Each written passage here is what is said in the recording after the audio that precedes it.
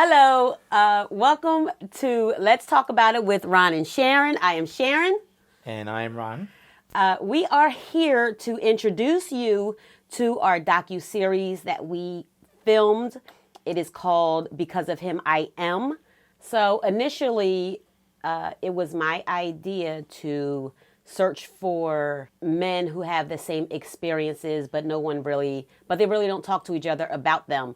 So we put a social media post out on all of our social media platforms, and we let them know that we were going to do some interviews at a couple different locations, and that we said that we were in search of individuals who would like to talk about fatherhood, and they're willing to share their personal experiences on camera about fatherhood, and they could be as open and as honest as they wanted to be, and they could be as transparent as they wanted to be. So we had some really great feedback from people who wanted to be on camera. And they were, as we said before, they were very transparent, and they spoke well about their lives as being a father themselves, and how they lived and how they grew up with a father in their home, and then some grew up without a father in their home. And it really helped some. We're expecting it to help you also. Roll it.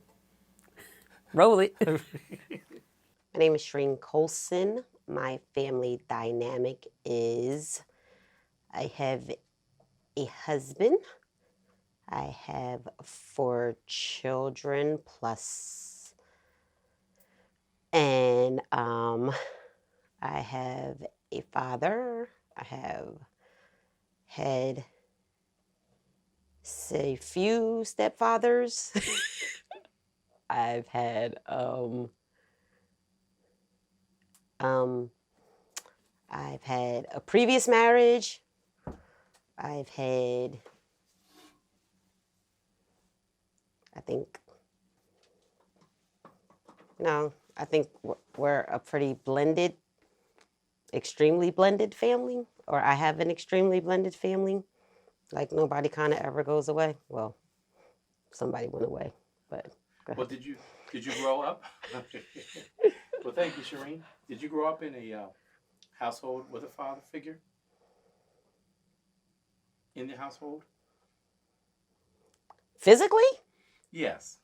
And I would say, how does it affect you in your parenting today with a father growing up in your house, or if he did not grow up did you not grow up in the house with a father? I do not recall my dad ever living with me, so that could probably be the answer to that question. I did have a couple stepfathers that have lived with me. One was a loser, one was a nice guy. So I did have those people live with me. And what was the next question? Do you think that a father is needed in a household? I think a good father is needed in a household. Not just anyone, not just a father, because any type of father could be a bad influence, I think, on children. So I don't think any type of man is a good man to have in a house, because if he's going to be a bad influence and he's not going to teach you anything, what's the point in having him around? It's my opinion. So if he was a bad influence, how would that affect you? And was he a good father or was he a bad father? The one that you do remember being in your house. Who are you speaking to? You said you had a few stepfathers, so let's talk about your... I had a loser stepfather. Okay. We'll call him that. Okay. There will be a loser stepfather, and then there will be a good stepfather. Okay, so your loser stepfather, and I'm calling him that because you're saying that also. Correct. So did it affect you in any way in growing up as a girl, to a lady, because you didn't have him to really give you advice or help you out or talk to you, or did you miss that in a father? Well, he wasn't a good influence at all. All he really gave was, he was just a check, I would say, for my mom. I think he just brought in an extra check to the house when she was a single parent. So I could just say that's the only thing loser stepfather was good for, was a check. Otherwise, he was loser stepfather. Now, So, and is that now? Are we talking about your biological father? oh no, that's not my dad. My Okay. dad's my dad. My dad's Junior Boyd. Junior Boyd is Junior Boyd. Now, how is Loser stepfather is Merv. Okay, okay. So you said there was a couple. Is that the only fathers that had influence in your life? You had a good influence and a bad influence. And what about the third? Well, my dad's a good influence. Okay. Why would you say he's a good influence? What did he do that you think that makes him a good influence? My dad taught me a lot. He taught me about, he taught me good work ethic. He taught me to be handy. He taught me family. He taught me to love the outdoors, nature, animals, that type of thing. He's probably has my, where I get my sensitive side from. That type of thing. So. Did he show you a lot of love? Oh, Did yeah. He say he loved you? Yeah, he's very affectionate. He's very hands-on. So he's very huggy. He's very kissy. Like daddy's good for, it's probably a little weird for people, but my dad is very kiss close to the mouth, which I'm okay with. I'm a girl. He's my dad, so I'm okay with, my dad kissing me there. Now, the reason why you had you said that your stepfathers were losers, is that because... Well, not both of them. Not both of them? It's a loser stepfather and a good one. The loser, Merv. Yes. And was that because he didn't show you affection, or he just was about himself? Oh no, he was the molester. Merv was the molester, so that's why he was the loser stepfather. Oh. Right. Who was offended by the molestation? That would be myself and another family member who has to tell their own story. How did that affect you? And growing up? It's a loaded question. I don't know if we have time. How did it affect me growing up, having him in the household? I think it really affected me not...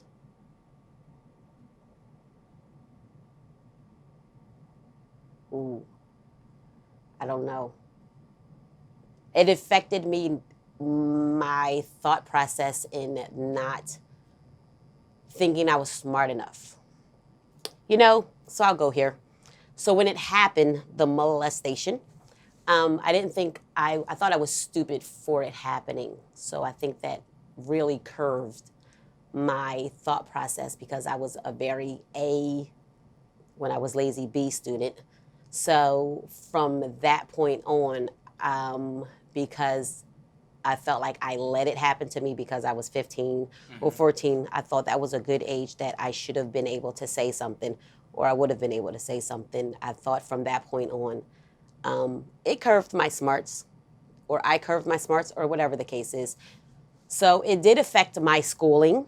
It affected my grades. It affected my attitude. So I did not think I was smart enough from there. Even though I was doing the work, I just didn't think, I was like, you're just stupid. So I didn't think I was smart enough to continue with my education, that whole thing. It affected me that way. So you felt as though you felt a little bit, your self-esteem was shot, or was it that you just felt low and you couldn't really move on in life? I think I could move on. I just felt like I was stupid. I don't want to say I was stupid, but I felt like I could have prevented it, and I should have. Well, I didn't say anything. Let me tell you why I didn't say anything. I didn't say anything to my dad. Your biological dad. I didn't say anything to Junior Boyd, my dad. I only have one dad. Junior Boyd's my dad. So every time I say my dad, that's who I'm referring to. Okay. I didn't say anything to my dad because I thought he would kill him. Okay. No, So- really. So you protected him. So I didn't say it because I didn't want my dad to go to jail. So why did you protect someone that put so much harm? No, I protected my dad. That was my thought process as a kid. And I should not have put that decision in my hands. I should have put it in adult hands. Are you still holding on to that, or did you let that go? What? That you're still. I didn't even tell my dad yet. Ooh. I haven't ever talked to my dad about this, ever. I know. Sorry, Daddy. So you still. Hopefully I'll go see you this week. Oh, God. So but the way that it affected you negative in a negative way. Yes. That, did that you hold resentment against him or other men? Or do you hold other men to a higher standard because of that negative stage in your life? I don't think so. No. I don't believe so. So I don't think that had any dwelling on me being judgmental of any men at all. I just thought it was me. That was it. It was me. You blamed yourself? Yeah, because I thought I was stupid for it happening. I was a teenager. I wasn't a kid. I was in high school.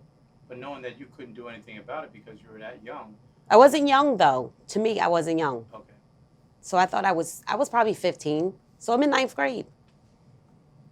So I thought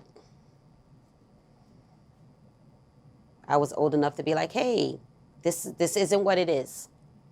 And then it turned out to be what it is. And I was like, oh, maybe you should say something to somebody. And then I'm like, nah, I can't say anything because, my dad owns guns.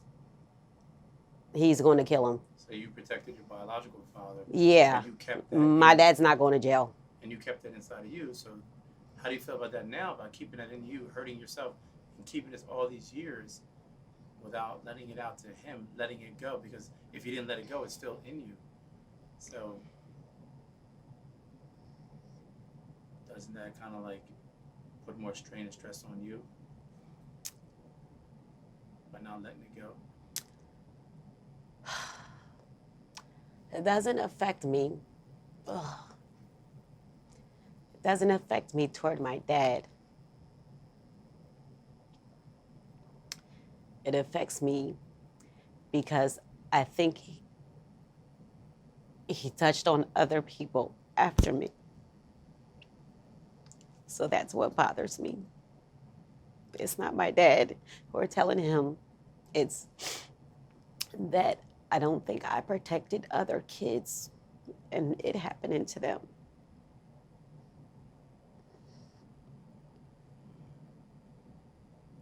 So what do you have to say to other young girls, maybe teenagers, that have been abused by their father, even their biological father?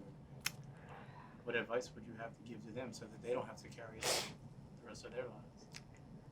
What advice can I give? Yeah, would you advise them to release it and to tell on the person, expose it? I would say absolutely release, absolutely expose. It's your story to tell. It's never your fault. You're the child, they're the adult. It's them having a, what is it called? Authority over you, them being guardianship over you. I think parents should be, and I'm not blaming my mom for anything because she's married. This is all the, all the accuser's fault. You just have to be aware. Be aware of who you're around. Be aware of who you bring your kids around. Look, if it feels weird, it's weird. If it looks weird, it's probably weird. If they're doing weird stuff, pay attention. Don't, use your intuition. If your intuition is telling you like this is some shady shit, it's probably some shady shit. Sorry. Right. Just don't brush it off is what I'm saying. Don't be like, oh, he wouldn't do that, or that's probably not what it is. If your kid comes to you and tells you, this is what I think is happening, pay attention. If they change their demeanor, pay attention. If they start acting weird, pay attention.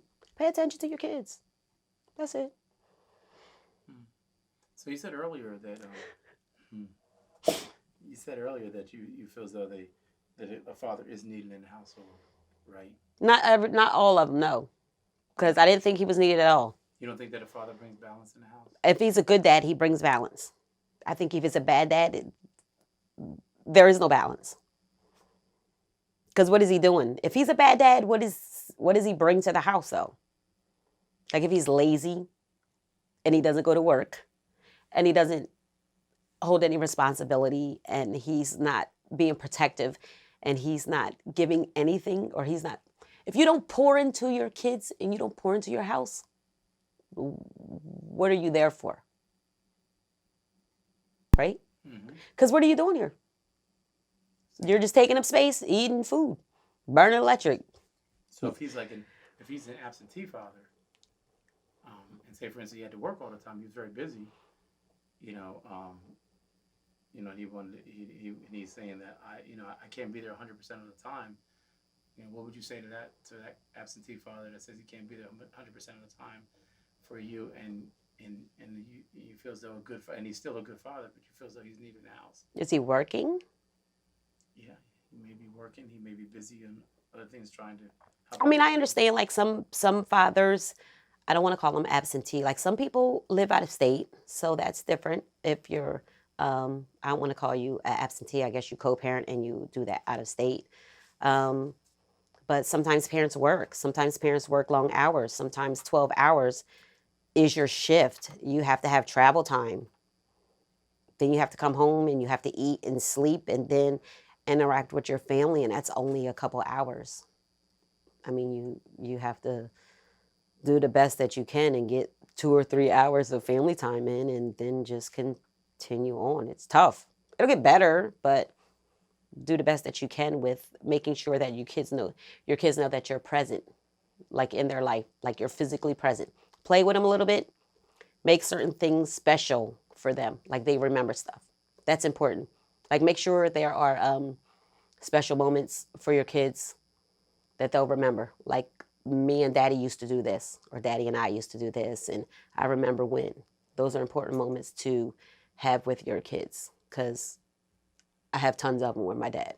So that stuff's important. Memories. Make memories. Make good memories. Make good memories. So what would you tell your son now is like the most important thing that he should remember as a father himself growing up? You have 2 boys, and one, I'm sure one's a father now. So what's one of the most important things I guess you would like to tell him to remember as being a father? I have a whole gang of boys, because we have Ronnie, and then we have Mo, and then we have Boo Boo and Andrew. Yes. Yes. Between your right. Yes, and we have a little bit of Brandon sometimes when we catch him, and Nate and everyone. Yeah. So what advice would you give them as fathers growing up? I would say to spend quality time with your kids. I would say spend quality time with your kids. Like to make sure your kids know that you're around. Make sure you spend, if you have more than one kid, make sure you spend individual time with your one kid separately, so that way the kids know that you're doing that separately. Each kid is different. You're going to love them all different. People say that you treat all the kids the same. You don't. You love each kid differently. It's just the way of the world. So I would just say spend a lot of time with them. Get on the floor with them, play with them, they're girls, let them paint your nails, all that stuff they remember. Embrace them, love them. Physically love them, love on them, be affectionate. Kids love that stuff. That way it's not weird when they grow up and be adults, and then people try to hug them, and then they kind of be like, hey, what's this? Hug on your kids. People, they like affection.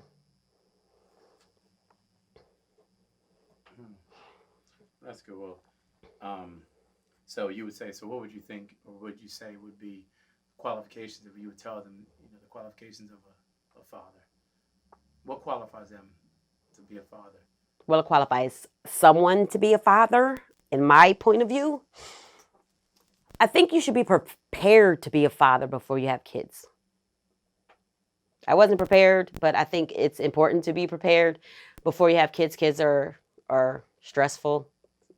So I think to take a lot of stress off of you, you should be prepared. So before those preparations, you should be financially secure because that's important. Listen, money, kids are expensive. Really expensive. Between diapers and formula and clothes, there is no money. There's no gas money. There's no money.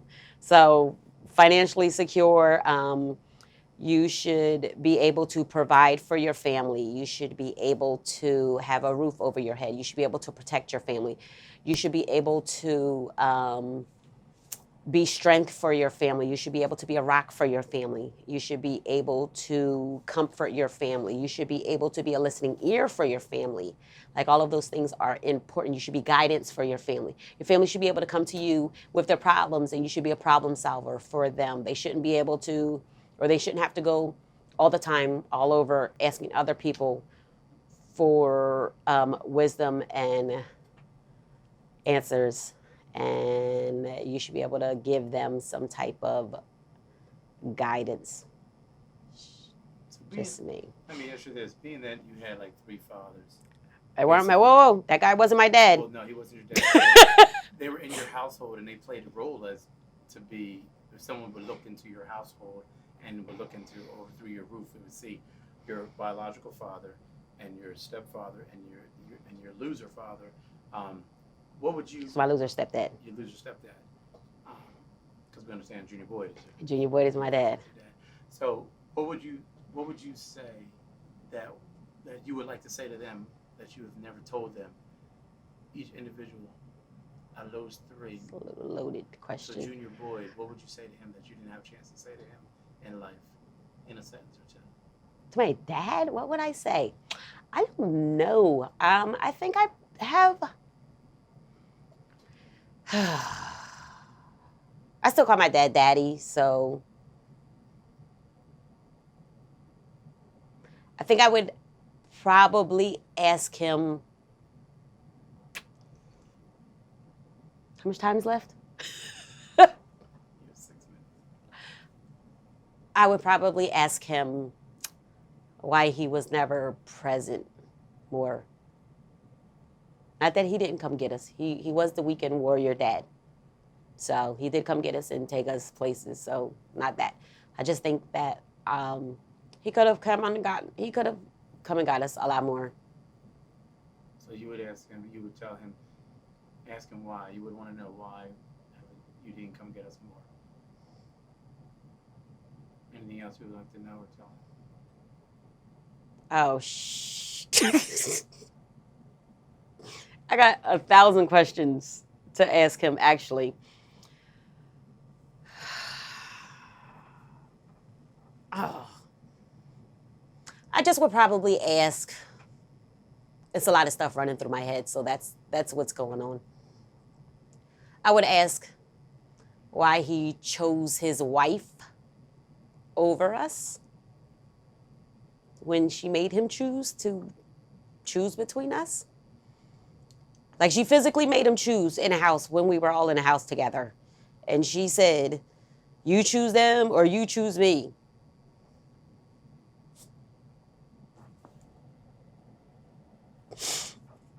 And he didn't choose us.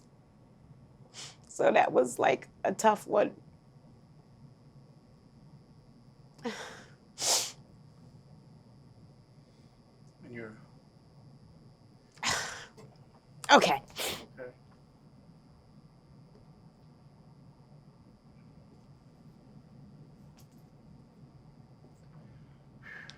Your stepdad, a good one. The good stepdad is Julius. Julius Harden. What would you say to him that you like to say to him that maybe he didn't when he Julius Harden was a good stepdad. Julius Harden was. There was my dad, then there was loser stepdad, then there was Julius. So Julius came around and Julius was good. Julius was Pop-Up J to the kids. Julius was a good people person. Julius was a good family person. Julius was a huge family person. Julius's family is lovely. Julius's kids are my siblings. So Marky and Shaniqua and Julius. I just think that, oh Lord, I just think that he dumped us when they got divorced. Not that the kids dumped us. He dumped us. Like he disappeared. I mean, it seems that your father, he was kind of like not there as much for you, even though he was a good man.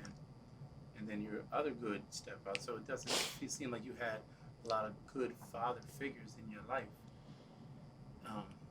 My Uncle Ronnie was a great, steady person in my life. So did you like gravitate towards good men so that they could fill in where your father then might have failed to you? I don't know if I gravitated toward men. No, I didn't gravitate toward men. I was probably more standoffish toward men. Am I leaking? I'm okay. I was probably more standoffish toward men. I not really. I just, no, because I got with my kid's dad when I was 17, going into 12th grade. So I think from that age until in my 30s, I think he kind of just raised me from there. So there was really no father figure stuff going on. But I mean, his dad was there. So Bobby Tony was really good and instrumental. Like he taught me stuff. Did it make you more independent that you had to rely on mostly yourself rather than having these fathers in your life? Your mother to more depend on more of your mother? I think it made me a strong person it made me it made me think women were stronger. If that makes sense. It made me think women were stronger than men. So that's always been my thought process. Do you still feel that way? Loaded question. Not all the time, no. I don't think that women are stronger than men. I have to tone it down some. Hence, we're here interviewing with my husband. He's very strong. So I think I just needed